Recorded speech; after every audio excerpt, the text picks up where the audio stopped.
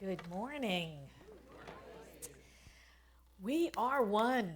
We are one. That is our theme this month. We are one. And we talked last week about the one appearing as many, as each one of us. But we know behind that diversity stands the one. And this week we're talking about knowing truth.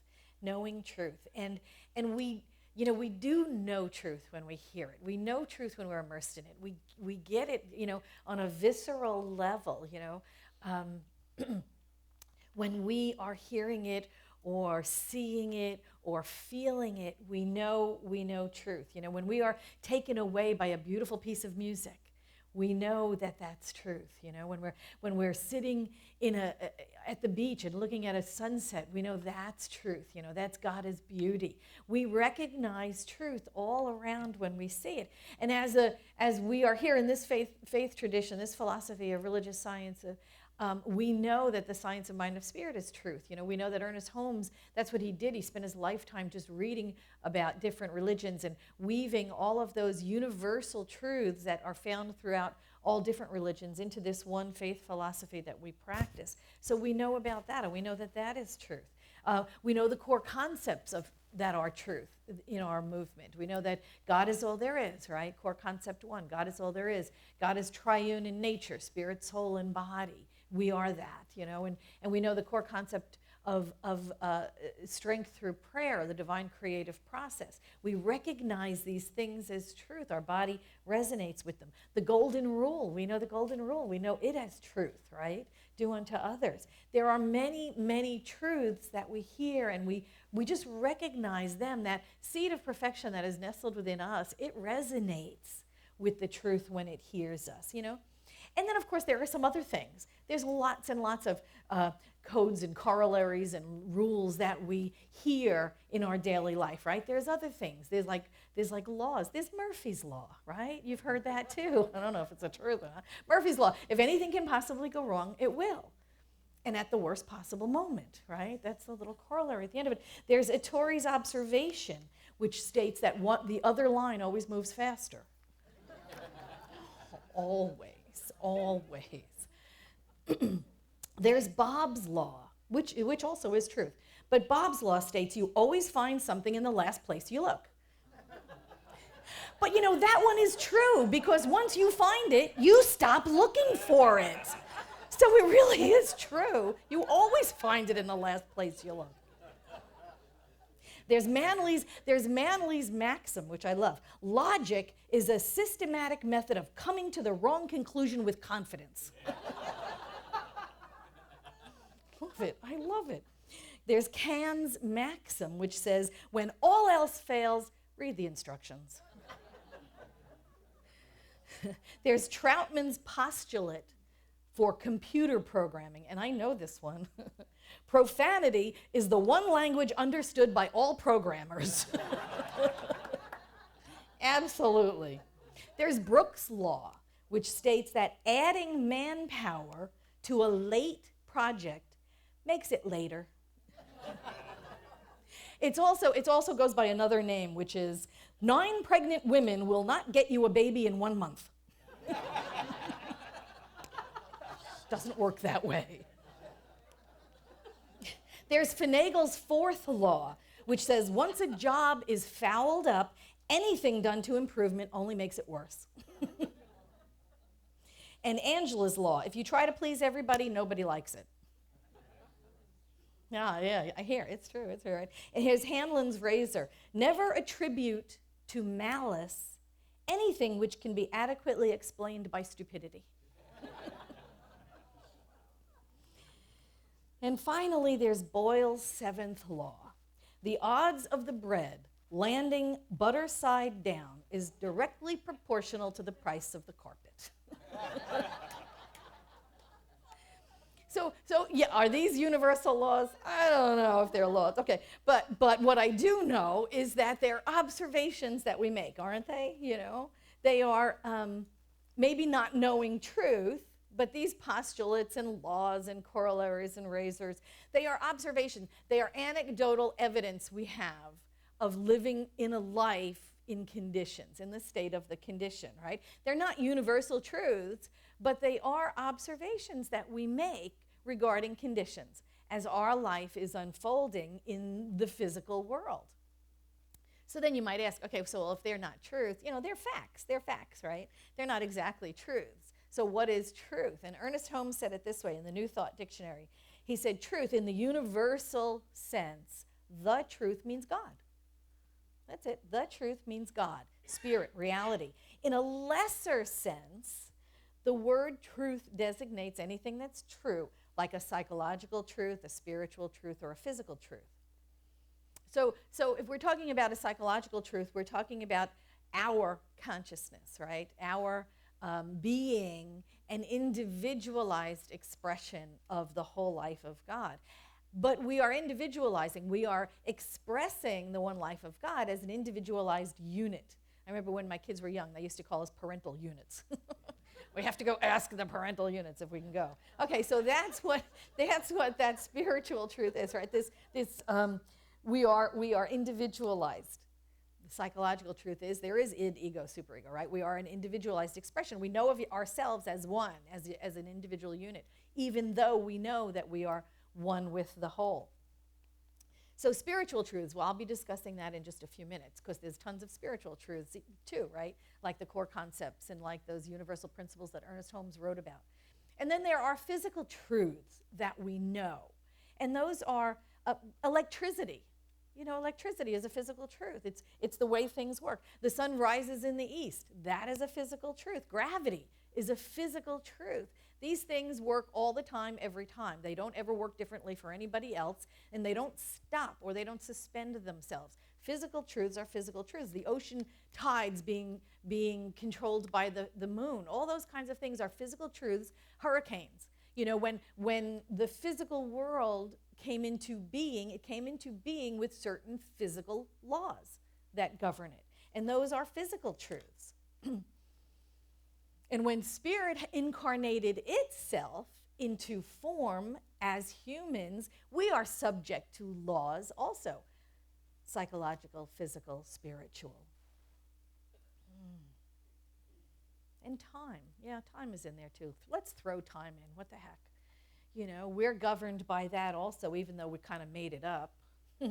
We tend to see life in linear terms, don't we? We were babies, we grew up, we grew, we are adults. We're continuing to evolve, we're continuing to change. So we look at time as kind of a law too, but really on a spiritual level, we know that everything is really all happening at once. There is only the eternal now. That's all there is. The past doesn't exist, the future doesn't exist. It's all here and it's all happening now. Remember the story of the ant and the sandwich? Remember that one? It's like there's an ant hill, and then there's a little ant crawling around on the grass, and then there's a picnic blanket with a sandwich on it.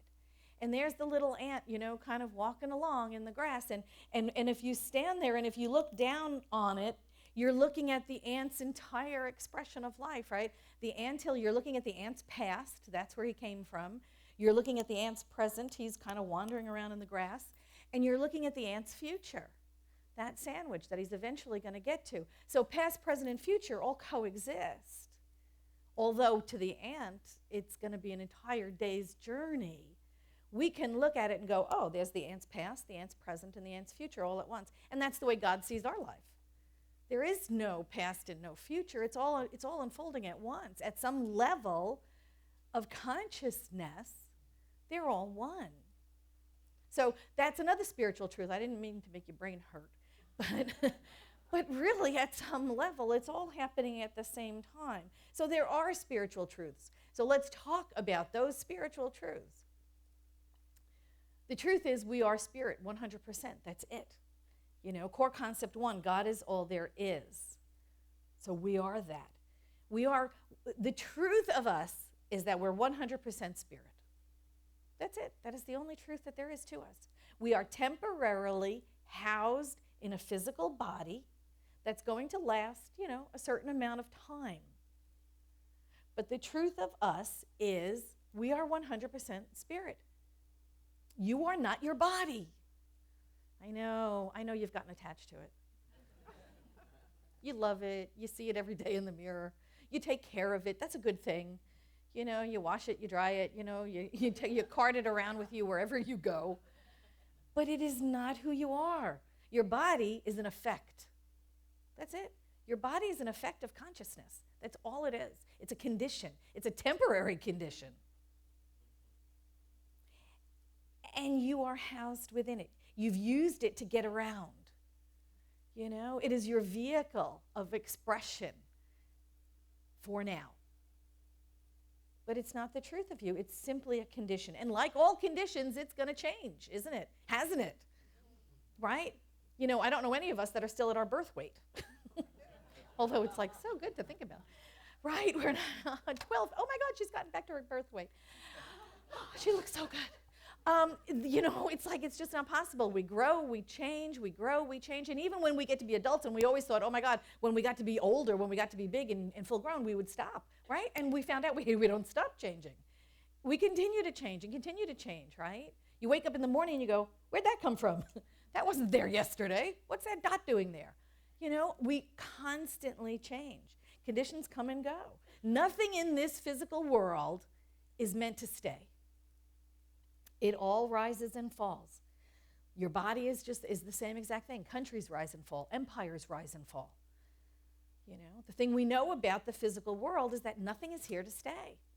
And we are taught that over and over and over again by looking at the natural world. Trees grow and die, the tides change. The seasons come and go and come around again. It's reinforced for us all over the place, everywhere we look, that everything in the physical world comes and goes. Nothing is here to stay, your body included. It's just on loan. Think of it as a loaner, and at some point you're going to trade it in for a newer model or something else. Or something else. But it's all spirit. We're all spirit. Everything around in the physical world, the truth of everything around us is that it's just pure spirit. And all it's doing is appearing in form to have an experience, including us. So here's another spiritual truth. When you drop your body, your soul is continuing to express. That's what I believe. That's what Ernest Holmes believed. When you drop your body, your soul continues. It continues on. It expresses at some other level. It goes on for greener pastures. Well, maybe not green, whatever. Whatever comes next. And Ernest Holmes never said what that was. And he also said, if anybody tells you what happens to you after you die, run screaming from the room because they don't know any more than you do. It's whatever you believe happens to you after you die. That's probably what happens to you after you die. But that your soul continues to expand and express. That your soul, that individualized expression of you as spirit that has been in this body, when this body drops away, goes on to do something else. That we are ageless, deathless, timeless, and immortal souls expressing the life of spirit. And we go on to do something else after we're finished with these particular bodies. Like Peter Pan said, death must be an awfully great adventure. And I agree. So the other spiritual truth is everything is energy. We talked about that. If God is all there is, and God is energy, God is love, God is light, and everything in the world is energy, and the physicists agree with us on this part, right? It's all energy. Everything is energy, whether it's in form or out of form. Your body is energy. We are pure potential, actually. We talked about this last week, right? We're pure potential. We are just a bunch of energy expressing. And everything in the physical world is that. Everything out of the physical world is that. The space in between the physical items are that. Everything is energy. And what we know about energy and what the physicists and the scientists know about energy is it can neither be created nor destroyed, right? You learned this, remember high school physics? It can neither be created nor destroyed. All it can be is changed. All we can do is alter the form. The energy in a seed is the same energy when it's cracked open and it bursts forward into being as the tree. It is the same energy that the tree is when it's in bloom or when it's creating leaves, which is the same energy in the wood when it's cut up and made into furniture, which is the exact same energy that is released when the wood gets burned in a fireplace, and that energy gets released in heat and light. It's the exact same energy that was in that seed. Same thing. All it has done is change form. That's it. And that's what we are. We are pure energy. And all we do is change form. Nothing is created nor destroyed. All the energy in the entire universe that has ever been is right here, right now, and ever will be. There will never be any energy added to it or taken away. And so we exist in that state of pure potential all the time. And we consciously or unconsciously slip into frequencies of energy that outpicture certain forms in the physical world. And when we are tired of manifesting, what we're aligning with, we start to align with something different. And when we start aligning with something different, we start getting different manifestations. Different things begin to show up in our world. Different frequencies make themselves known in our surroundings. That is spiritual truth also. And Ernest Holmes said this. He said, truth knows no opposite. When we take away the belief in evil, it flees with the dissolution of the belief. We must continuously be reminding ourselves of the power of our word and our ability to consciously use it for good. We must know truth produces freedom because truth is freedom, right? We talked about that, all of the qualities of God. Those are truth. So truth is that it is freedom. It says, it is in quiet expectancy and in calm confidence our work should be done. The results rest in the eternal law of mind. Quiet expectancy, our work should be done. We are here to declare truth. That's what knowing truth is all about. How we think, what we're thinking about what we're thinking. Well, that comes into play too, right? How we judge what we're thinking. It all puts us into alignment with what we will manifest. That's how powerful we are. I was at a party recently, and I was standing with a group of women, and this one woman was talking about her job, and she was really complaining about it. I mean, she was complaining. She complained about the job. She complained about her boss. She complained about her boss's wife. She complained about her boss's children. She complained about her pay. She complained about the fact she hadn't gotten a vacation. She complained about the fact she hadn't gotten a raise in, 6 years or 8 years, whatever it was. She complained about all of it. And there was a break in the conversation at one point, and I offered that, she could look around for another job in her career, and her position was it was something that was in demand, that she could look around possibly for another position in her field.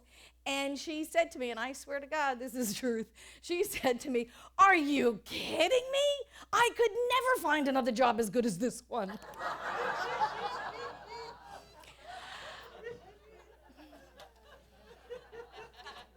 Okay. Did you hear how powerful that affirmation was, though? Oh my God, I could never find another job as good as this one. Well, there you go then. That's a real powerful affirmation that she was living by. And yeah, sure, okay. And what is the universe saying? Yes. And the universe is saying, yes, you can't. Yes, you can't. And how many times do we do that? Unconsciously. How many times do we affirm that negative? Right? We want something, we desire something, we dream about something, we think about something, we're resonating with something, and then we put the brakes on by going, oh God, I could never have that. And the universe just keeps saying, yeah, okay, whatever. This is an important part of life. We must speak our truth. We must speak our truth. Not talk about the conditions, not be caught up in them, not what we don't want. We must continue to speak the truth. Or else we're spending all of our time, all of our energy, all of our thoughts, all of that energetic, we're resonating to the frequency of what we don't want. How many times have we spent our energy in the problem? We sit about it, we think about it, we go over it and over it and over it. We go round and round about our job or our health or our relationship or our career and how awful it is or how terrible or how bad or how much it's frustrating or whatever. And we're spending all of that energy and we're simply just immersed in that energy, that frequency of all the stuff that's wrong with our lives.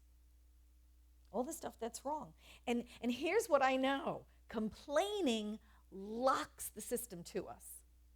Complaining simply locks whatever that condition is right to us. It's like we're super gluing it on, you know?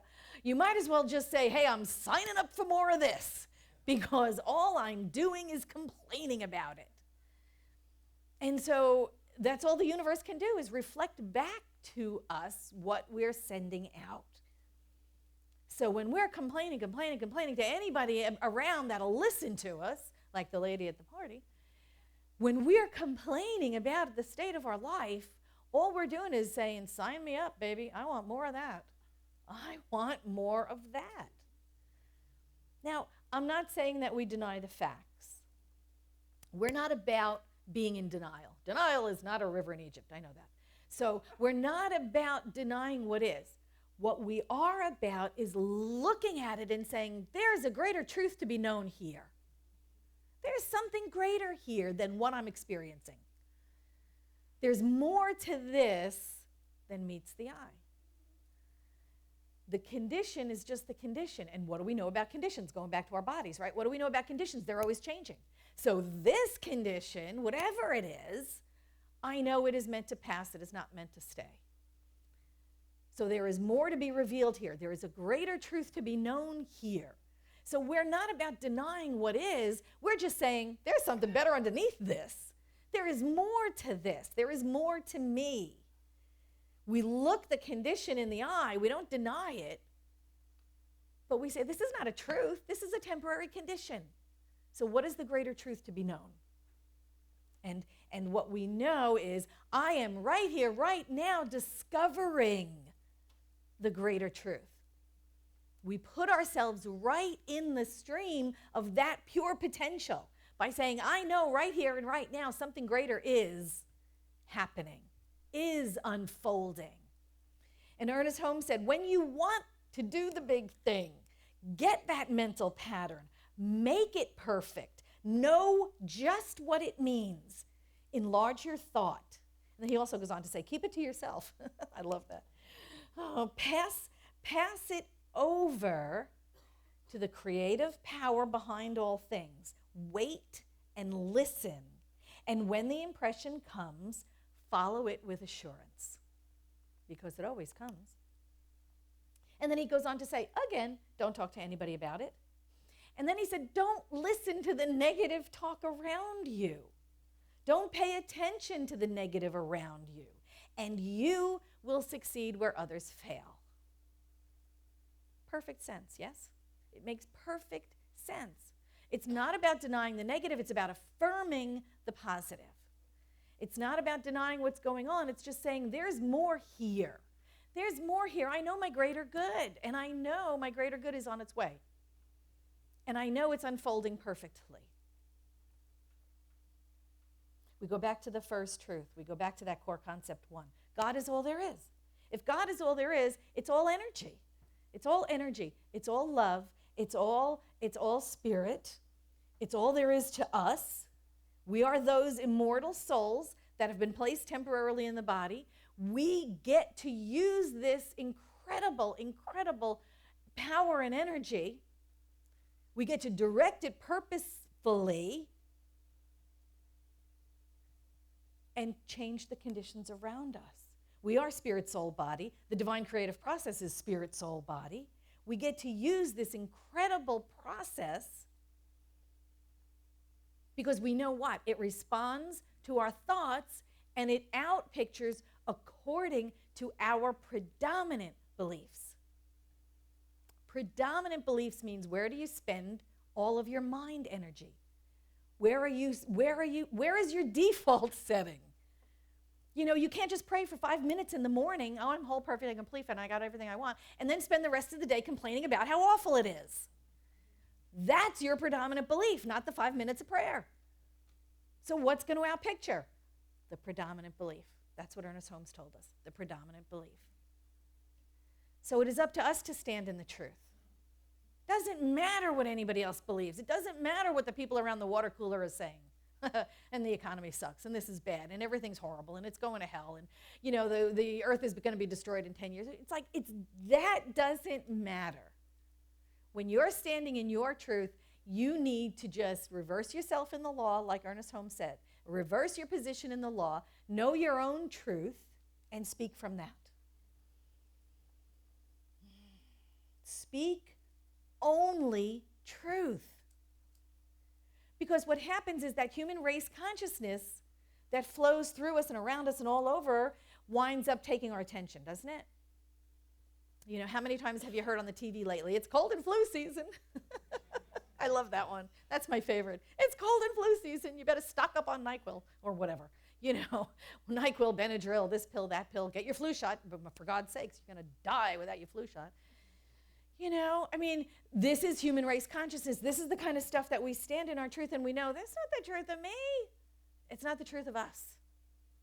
That's human race consciousness flowing through. That's living life at the level of the condition. And what we know, again, is that conditions are always changing. They're always changing. So we must speak only truth.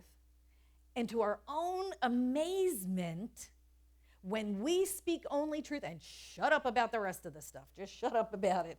But when we speak only truth, we see those conditions in our lives change. Little by little, those things around us change. We must become responsible for our thoughts, for our feelings, for our emotions.